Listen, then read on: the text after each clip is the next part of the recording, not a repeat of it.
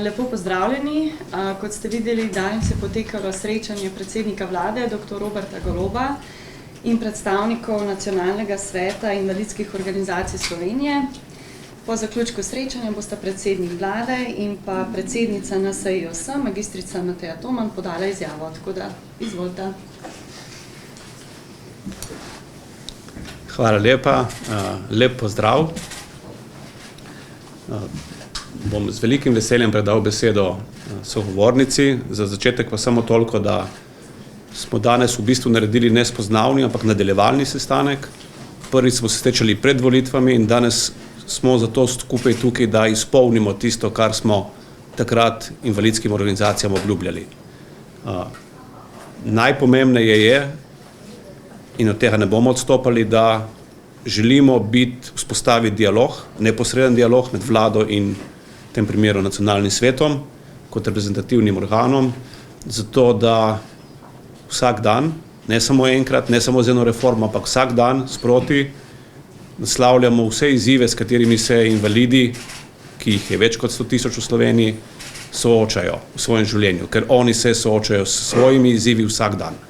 In prav je, da se tudi ustrezne državne inštitucije tega zavedamo in da se na te njihove izzive ustrezno odzivamo s sprotnimi dejanji.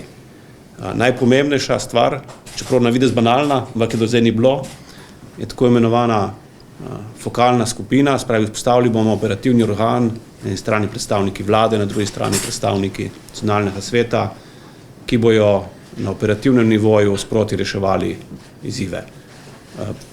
Skozi ta organ nameravamo nasloviti vse različne dileme, o katerih bo tudi gospa Toman več povedala kasneje, ki smo jih že danes odpirali in jih potem upam tudi uspešno zapiramo v naslednjih tednih in mesecih. To je čisto na kratko, z moje strani pa z veseljem predajam besedo predsednici Nacionalnega sveta.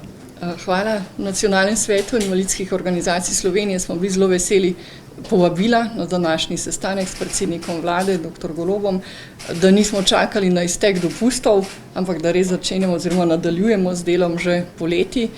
Kot rečeno, nadaljujemo sedanje tvorno sodelovanje z naslavljanjem konkretnih vsebin. Za začetek smo se dogovorili za vzpostavitev fokalne skupine, ki bo delovala na področju usklajevanja, tudi medresorskega sodelovanja, zato da bomo lahko učinkovito iskali celovite rešitve.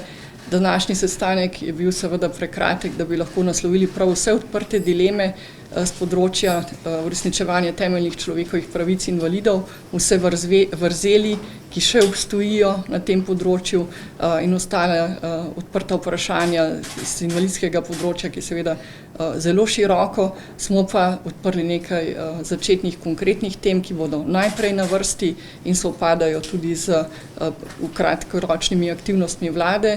Tako smo bili recimo pozvani, da pošljemo pobude oziroma posredujemo svoje predloge na področju sprememb zakona o dohodnini, ki se pripravlja v kratkem. Jeseni bomo še podrobneje govorili tudi o vzpostavljanju ustreznega načina oziroma valorizacije prihodkov z naslova invalidskega varstva, tudi področje invalidskih pokojnin bo jeseni aktualna tema.